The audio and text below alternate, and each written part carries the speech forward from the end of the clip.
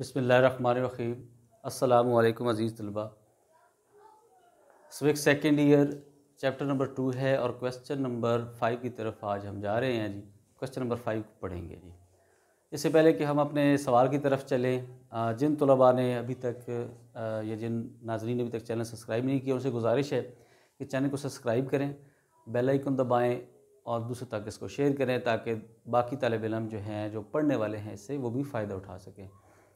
तो स्विक second year chapter number 2 question number 5 ये है हमारा सवाल। 1973 का जो दस्तूर है उसके अहम खद्दो खाल जो हैं उसका जायज़ा लें। तो इसकी तरफ जब हम चलेंगे तो मुख्तसरन जो शुरू में मैंने लिखा है थोड़ा सा तारुफ इसका, वो हम पहले देख लेते हैं कि 73 का जो दस्तूर है ये कैसे अपनी मंजिल को पहुँचा है। तो अज़ीज़ तलबा, जब हम ये देखते हैं इंतखाबात होते हैं पाकिस्तान के अंदर 1970 के अंदर, और इस इंतखाबात के तहत जो असम्बली वजूद में आना होती है उस असम्बली ने आइन साजी करना थी। ठीक है जी। बदकिस्मती हमारी 71 के अंदर मशरक़ी पाकिस्तान अलहदा हुआ, अलग रियासत बना बांग्लादेश। बहरहाल वही कौमी असम्बली थी, उसने आइन साजी का काम सर अंजाम दिया।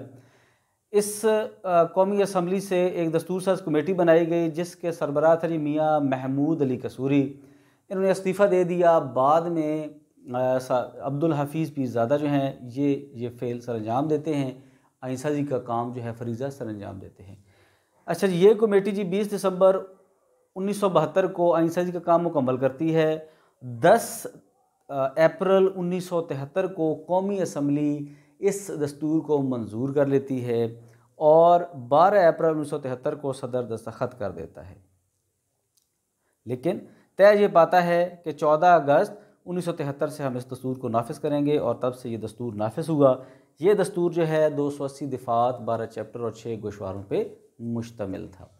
तो इस दस्तूर की जो हाईलाइट फ़ीचर हैं, जो अहम इसके जो खद्दो खाल हैं, जो फ़ीचर्स हैं, वो हस्ब ज़ैल है। नंबर 1 है जिसमें हम करेंगे जी इफ्तिताइया, दिबाचा या इब्तदाइया। इसके इफ्तिताइया के अंदर करारदाद मकासद को शामिल किया गया। करारदाद मकासद बतौर प्रीएम्बल के इसमें शामिल हुई। इसमें आप पहले भी अगर पिछले लेक्चर आप सुन चुके हैं तो आपको पता हो रहा होगा। करारदाद मकासद के अंदर हमने लाहे अमल तय किया हुआ था कि हम पाकिस्तान को कैसा मुल्क बनाने जा रहे हैं। अल्लाह ताला की हकमियत, कवानीन जो हैं कुरान और सुन्नत के मुताबिक और दीगर इस तरह के असूल जो हैं। हाँ जी, दूसरे नंबर पे जो बात है वो है जी तहरीरी आइन। हाँ जी, ये जो दस्तूर है ये तहरीरी था, रिटन सूरत में था। 280 इसकी दिफात हैं, 12 चैप्टर, 6 गोशवारे।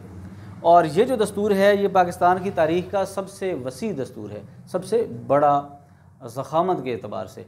और इस दस्तूर के अंदर मार्शल लॉ के दौर के भी कुछ असूल व ज़वाबित जो हैं वो इसके अंदर दर्ज हैं, नुमाया हैं। नंबर 3 पे है जी नीम इस्तेवार आइन, सेमी रिजिड कॉन्स्टिट्यूशन। ना ज़्यादा मुश्किल ना बहुत आसान। ठीक है जी। तरीक़ेकार ये था जी 85 में जो आइनी तरमीम हुई उससे कबल तरीक़ेकार ये था कि कौमी असम्बली की 2/3 अक्सरियत और सेनेट की आम अक्सरियत, सादा अक्सरियत तरमीम अगर कर देती और सदर दस्तखत कर देता तो तरमीम वाक़या हो जाती। लेकिन 85 के बाद जो 13वीं तरमीम हुई उसके बाद ये तरीक़ेकार अपनाया गया कि कौमी असम्बली और सेनेट जो हैं दोनों का 2/3 अक्सरियत के साथ पास करना उस तरमीम मुसवदे को और फिर सदर का दस्तखत कर देना, तब जाके तरमीम वाक़या होती है। हाँ, एक बात ज़हन नशीन रहे कि अगर वो तरमीम किसी ख़ास सूबे से मुतल्लिक है, सिंध है, KPK है, बलूचिस्तान है, ठीक है, पंजाब है, इनसे मुतल्लिक अगर है तो फिर क्या है मामला, फिर कौमी असम्बली और सेनेट 2/3 अक्सरियत से उस तरमीम मुसवदे को पास करते हैं। फिर वो तरमीमी वो जो मुसवदा है वो आता है उस मुतल्लिका सूबे की सूबाई असम्बली के पास और उस सूबाई असम्बली ने फिर उसको 2/3 अक्सरियत के साथ पास करना होता है, तब जाके तरमीम वाक़या होती है। हाँ जी, इसके बाद हम आगे चलेंगे जी, वो है जी वफाकी आइन। 73 का हमारा दस्तूर वफाकी दस्तूर था। इसके तहत पाकिस्तान जो है उसको मरकज़ और सूबों में तकसीम किया गया। साबका मगरबी पाकिस्तान और मौजूदा पाकिस्तान जो कि 4 सूबों में मुश्तमिल था, एक वफाकी हुकूमत और 4 सूबाई हुकूमतें और कबायली इलाका जो हैं वो वफाक के साथ मुल्हिक थे। सूबों और वफाक के दरमियान अख्तियारात की तकसीम के हवाले से दो फ़हरिस्तें बनाई गई। एक थी वफाकी अमूर की फ़हरिस्त और दूसरी थी मुश्तरका अमूर की फ़हरिस्त, और जो बाकी मानदा अख्तियारात हैं वो सूबों के हवाले कर दिए गए। तो इस तरह अगर हम देखें तो यहाँ पे हमें ये नज़र आता है कि इस दस्तूर के अंदर सूबों को खुद मुख्तारी दी गई, सूबों को अख्तियारात दिए गए। हाँ जी, नंबर 5 पे हम देखते हैं जी पार्लिमानी आइन। पार्लियामेंट्री फॉर्म ऑफ गवर्नमेंट जो है वो भी इसमें अपनाया गया। इसकी जो मेन निशानी हाईलाइट क्या है कि रियासत का सरबराह और हुकूमत का सरबराह दो अलग अशखास होते हैं, दो अलग ओहदेदार होते हैं।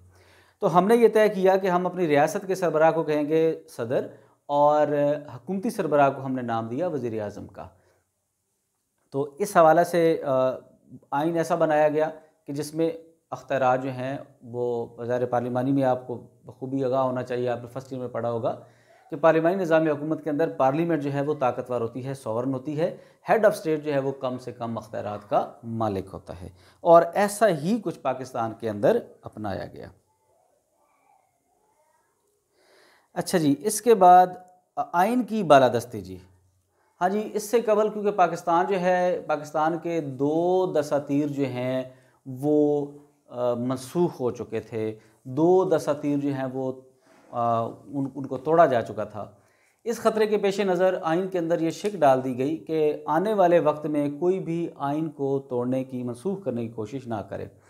अगर कोई ऐसा काम करता है तो उसके ख़िलाफ़ संगीन कार्रवाई होगी, उसको गद्दारी तस्वर किया जाएगा, और उसको सज़ा देने का जो तयन है ये पार्लियामेंट खुद करेगी। ठीक है जी, ये सिर्फ़ और सिर्फ इसलिए किया गया ताकि आइन को महफूज बनाया जा सके, आने वाले वक्त में कोई भी इस आइन को तोड़ ना दे, फिर से हमें मुशक्क़त ना करनी पड़े आइन साजी की। हाँ जी, दो ऐवानी मुकन्ना। पहली दफ़ा पाकिस्तान की तारीख़ में ऐसा हुआ, और यही असल में वफाक की रूह है कि वफाकी ममालिक में हमेशा दो ऐवानी मुकन्ना होती है। मरकज़ के अंदर दो ऐवानी मुकन्ना पाई जाती है। हमने अपने ऐवान बाला को नाम दिया सेनेट का, और ऐवान ज़ेरी को नाम दिया कौमी असम्बली का। सेनेट के अरकान की तादाद शुरू में 87 थी, फिर 2002 में 100 हुई, और फिर अब हालिया इसकी तादाद 104 है। इसी तरह जब ऐवान ज़ेरी को हम देखें, उसको नाम दिया गया कौमी असम्बली का, और कौमी असम्बली के हमारे अरकान की जो तादाद है वो 342 है। तो ये टोटल मिला के 446 तादाद बनती है इस वक्त। हाँ, जब इनके जो इंतखाब की बात हम देखेंगे तो होता ये है कि जो सेनेट है उसका इंतखाब सूबाई असम्बलियाँ करती हैं। सूबाई असम्बलियाँ हर सूबे की जो उसके पास अरकान की तादाद मौजूद है मसावी, तो सूबाई असम्बलियाँ अपने अपने अरकान को मुंतखब करके असम्बली में, सेनेट के अंदर भेजती हैं। इसी तरह कौमी असम्बली का इंतखाब जो है वो अवाम बराह रास्त करते हैं। हाँ जी, इसके बाद आगे हम देखेंगे तो अगली हेडिंग है इस्लामी आइन। हाँ जी, इस्लामी आइन इसको इसलिए कहा जाता है कि इसमें शुरू से ही रियासत का नाम रखा गया इस्लामी मुल्कत पाकिस्तान, अल्लाह ताला की हकमियत, कुरान और सुन्नत के मुताबिक कानून साजी का किया जाना, अक़लियतों को तहफ़्फ़ुज़, मुसलमानों को इस्लाम के मुताबिक ज़िंदगी गुजारने के मुकम्मल मौक़े, सूद का ख़ात्मा, इस्मत फ़रोशी, जुआ और दीगर ऐसी लानतें जो हैं उसके ख़ात्मे की हमने इरादा किया कि हम ये सरअंजाम देंगे। फिर इसी तरह सदर और वज़ीर आज़म के लिए, दोनों के लिए मुसलमान होने की लाजमी शर्त करार दी, और पहली दफ़ा ऐसा हुआ कि कुरान पाक ये जो मुसलमान की तारीफ़ शामिल की गई कि हर ऐसा फ़र्ज जो हज़रत मोहम्मद सल्लल्लाहु अलैहि वसल्लम को अल्लाह का आखिरी नबी तस्लीम करना जो है वो मुसलमान के लिए लाजमी करार दिया गया कि हज़रत मोहम्मद सल्लल्लाहु अलैहि वसल्लम को ख़ातमुन नबीयीन तस्वर किया जाए, माना जाए, फिर ऐसे बंदे को मुसलमान कहा जाएगा। हाँ जी, इसके बाद है जी आज़ाद खुद मुख्तार अदलिया। 1973 के दस्तूर में अदलिया को ज़मानत दी गई। सुप्रीम कोर्ट के चीफ जस्टिस और उसके जजों का तकर्रुर सदर मुमलिकत करता। सुप्रीम कोर्ट के जजेज़ और इसके जो चीफ जस्टिस है उसको ओहदे से तब हटाया जा सकता है जब सुप्रीम जुडिशल काउंसिल जो है, आला अदालती काउंसिल सिफारिशात करे, तो फिर जनाब इसको इसके ओहदे से हटाया जा सकता है, और हटाने में भी सदर के दस्तखत होंगे तब वो हटाया जाएगा। और चीफ जस्टिस जो है उसका तो मुआखज़ा सेनेट करती है, पार्लियामेंट करती है। अच्छा जी, इसी तरह अगर हम देखें आगे चल के तो जजों को माकूल तनख्वाह और दीगर इस तरह की सहूलतें जो हैं वो मुहैया की गई ताकि वो अपना काम जो है वो बेहतर तरीके से सरअंजाम दें। हाँ जी, इसके बाद अगली हेडिंग है हमारी इस सवाल में इस्तेसाल का ख़ात्मा। हाँ जी, मुआशी इस्तेसाल, इर्तिकाज़ दौलत और दीगर मुआशी बुराइयों के ख़ात्मे की खातिर ऐसा मुतवाज़न सिस्टम लागू करने का कहा गया कि जिसमें ऐसा ना हो कि अमीर अमीर तर होता जाए और गरीब गरीब तर होता चला जाए, ऐसा ना हो। इसलिए इसके अंदर एक ऐसा बेहतरीन मुआशी निज़ाम मुतारफ़ करवाने की का इरादा किया गया। पब्लिक सेक्टर हो चाहे प्राइवेट सेक्टर हो, दोनों के तहफ़्फ़ुज़ को यकीनी बनाया गया और हर फ़र्द को उसके जो तयन है उजरत का, उसका औकात कार का और उसको अंजुमन साजी का, दीगर इस तरह के जो हकूक़ हैं वो फ़राहम किए गए। हाँ जी, कौमी ज़बान हमारी थी जी उर्दू इस दस्तूर के तहत, और बाकी ये अदा किया गया कि तमाम इलाकाई ज़बानें जो हैं उनको तरक्की देने का भरपूर मौका दिया जाएगा। और ये कहा गया जी कि आने वाले 15 साल के अंदर दफ्तरी ज़बान अंग्रेज़ी होगी, लेकिन उर्दू को बतौर दफ्तरी ज़बान राइज करने की कोशिश की जाएगी। ये अभी भी उर्दू हमारी दफ्तरी ज़बान हो चुकी है नहीं हो चुकी, ये बहस हमारी इस वक्त नहीं है। ठीक है जी।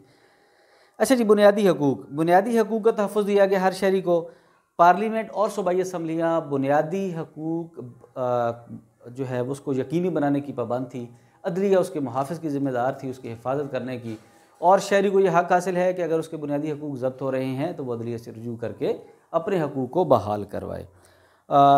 हर शहरी को बिला इम्तियाज़ मज़हब, नस्ल, ज़बान और दीगर इम्तियाज़ात के मसावी हकूक़ रियासत के अंदर हासिल हैं। आइनी एतबार से अमली तौर पे यहाँ पे मैं कुछ कहना पसंद नहीं करूँगा। ठीक है जी। अच्छा जी, नेक्स्ट हमारी हेडिंग है जी आइनी इदारे। पाकिस्तान के इस दस्तूर के तहत कुछ आइनी इदारे भी तश्कील दिए गए। ये जो आइनी इदारे हैं इनके अंदर अगर आप देखेंगे तो मुश्तरका मफादात की कौंसल, कौमी इक़्तिसादी कौंसल, कौमी मालियाती कमीशन, इलेक्शन कमीशन, वफाकी मोतसिब, ये पब्लिक सर्विस कमीशन के इदारे, ये तमाम इदारे हमारे जो हैं ये हमारे कौमी इदारे हैं, आइनी इदारे हैं। ठीक है जी। हाँ जी, इसके बाद अगली हेडिंग जो हम देखेंगे चलेंगे वो हमारा है जी बराह रास्त इंतखाबात। इस दस्तूर के तहत जो इलेक्शन होना तय पाया था वो डायरेक्ट इलेक्शन था। हम अपने सूबाई असम्बली के अरकान को ख़ुद मुंतखब करते हैं वोट डाल के, और कौमी असम्बली के अरकान को भी डायरेक्ट ख़ुद मुंतखब करते हैं। अब देखें, एक ही दिन इलेक्शन हुआ सूबाई असम्बली का, कौमी असम्बली का, 2 बैलेट पेपर हैं और आपने अपने MPA और MNA को मुंतखब किया। मेंबर ऑफ प्रोविंशियल असम्बली और मेंबर ऑफ नेशनल असम्बली के मेंबरान को आपने ख़ुद मुंतखब करना होता है बराह रास्त। जहाँ तक सेनेट के इलेक्शन की बात है, सेनेट का इलेक्शन इनडायरेक्ट होता है, क्योंकि सूबाई असम्बलियाँ और कौमी असम्बली ये मिलकर सेनेट के अरकान को चुनती हैं। और फिर इसी तरह जैसे सदर के इलेक्शन की बात हुई तो वो भी इनडायरेक्ट होता है, क्योंकि सूबाई असम्बलियाँ और कौमी और असम्बली और सेनेट जो हैं वो मिल के सदर का चुनाव करती हैं। फिर वज़ीर आज़म की बात अगर आप करेंगे तो वज़ीर आज़म का इलेक्शन जो है, वज़ीर आज़म बतौर जब MNA मुंतखब होता है तो उस वक्त उनको कौन मुंतखब करता है जी? अवाम। अब इसी वक्त हालिया जो इमरान खान है वज़ीर आज़म हमारे, मियाँ वाली के हल्के की सीट रखी हुई है, तो मियाँ वाली के अवाम ने उनको MNA बनाया, और जब वो असम्बली में गए तो उनकी पार्टी की वहाँ पे अक्सरियत थी, तो वहाँ की नेशनल असम्बली ने उनको बतौर वज़ीर आज़म अपना चुन लिया। ठीक है जी। तो बराह रास्त इंतखाब जो है इसके अंदर वो शामिल है जी। इसके बाद अगर आप देखें हिकमत अमली के असूल, हाँ जी, पिछले दसातीर की तरह इसमें भी ये शिक शामिल की गई कि हम दीगर ममालिक के साथ अपने रवाबित किस तरह रखेंगे, हमने मुस्लिम दुनिया के साथ कैसे रवाबित रखने हैं, हमने ख़वातीन के हकूक़ के लिए क्या काम करना है, बच्चों के हकूक़ के लिए क्या काम करना है, हम आलमी इदारों से कैसे रवाबित रखेंगे, हम नॉन मुस्लिम ममालिक के साथ कैसे रवाबित रखेंगे, कश्मीर और दीगर जो फ़लस्तीन और दीगर मुस्लिम ममालिक के मसाइल हैं उन पर हम क्या पॉलिसी अपनाएंगे, ये हमने हिकमत अमली के असूल के अंदर तय किया। हाँ जी, इसके बाद आ जाएगा आइन का तहफ़्फ़ुज़ जी। ये तकरीबन हम पहले कर चुके हैं। आइन को तहफ़्फ़ुज़ दिया गया था इस दस्तूर के अंदर ताकि कोई भी आने वाले वक्त में इसको न तोड़ सके, और इसको तोड़ने वाला, मनसूख करने वाला रियासत का गद्दार तस्वुर किया जाता है, और इसकी सज़ा जो है वो पार्लियामेंट ख़ुद तजवीज़ करेगी। चाहे वो उसको फांसी दिया जाए, चाहे उम्र कैद की जाए, चाहे जिला वतन किया जाए, ये पार्लियामेंट ख़ुद ही तय करेगी कि उसको क्या सज़ा देनी है। हाँ जी, इसके बाद जो अगली हम हेडिंग देखते हैं जी वाइल शरीयत।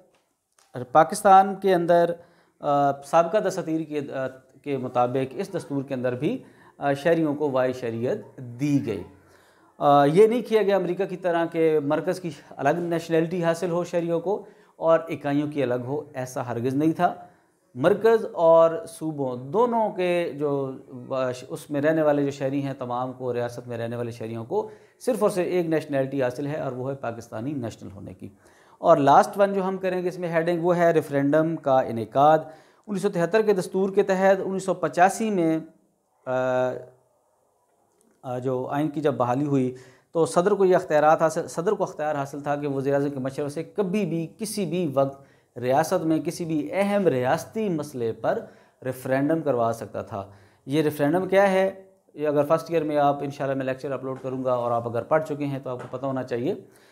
रेफ़रेंडम बेसिकली बुनियादी तौर पे किसी भी अहम रियासती मसले पर अवाम की राय लिया जाना रेफ़रेंडम कहलाता है।